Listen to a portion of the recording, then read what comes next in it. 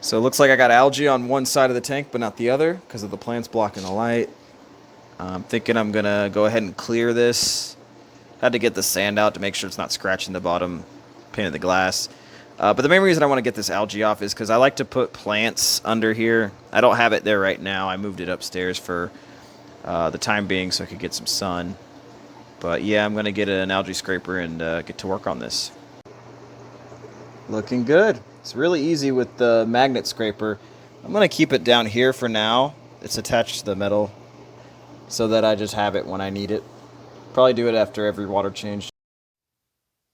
So in the 110-gallon pond, I have 3 white clouds that have been there all summer and part of spring. And some of these floating plants just appeared one day. So I'm going to remove those so I can get these guys out of here. I don't want them in there when it gets too cold, but they survived and they did really well. There they are. I ended up using the 2 net method to get them out, where you have one net and you scare them into the other one. But they seem to be doing okay. I'm going to let them sit here for a few hours so that they temperature acclimate.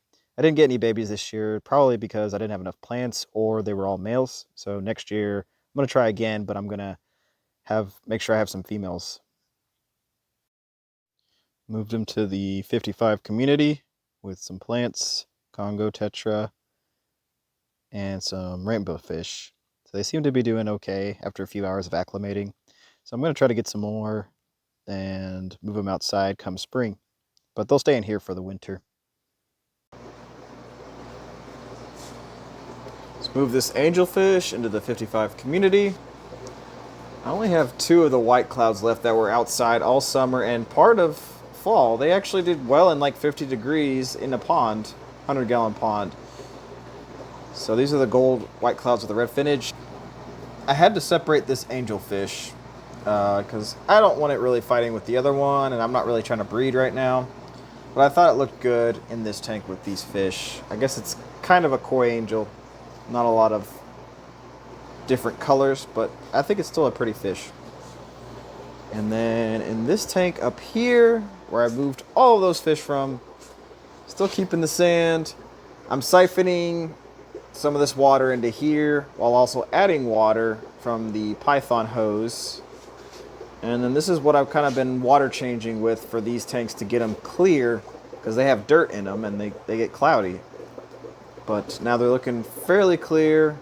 The plants aren't looking too great, but from the top view, they look pretty good.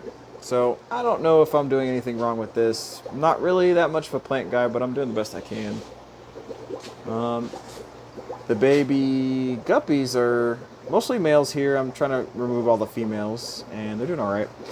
It's a 55 right here. Then the 29, that's where I have the other angelfish.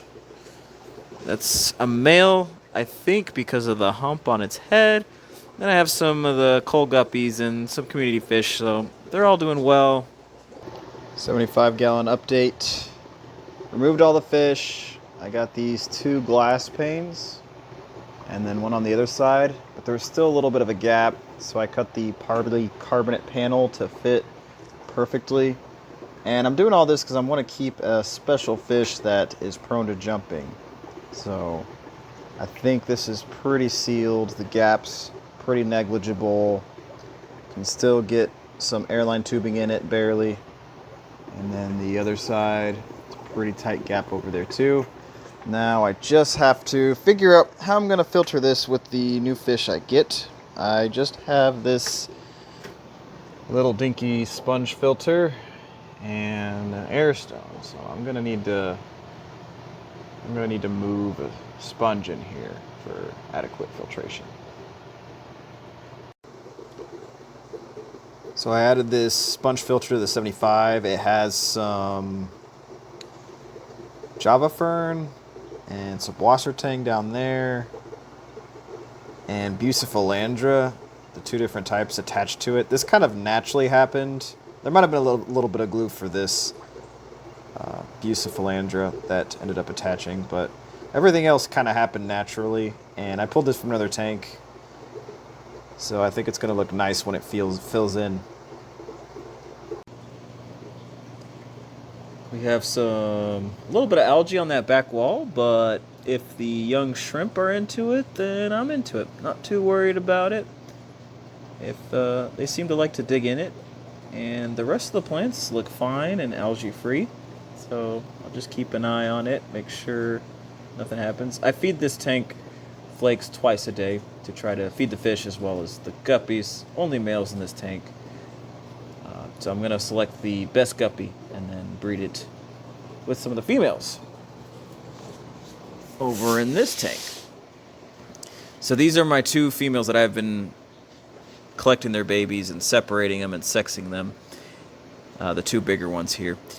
And it looks like they've already had all their babies. They haven't seen a male in almost a year. So I might have to introduce a male soon.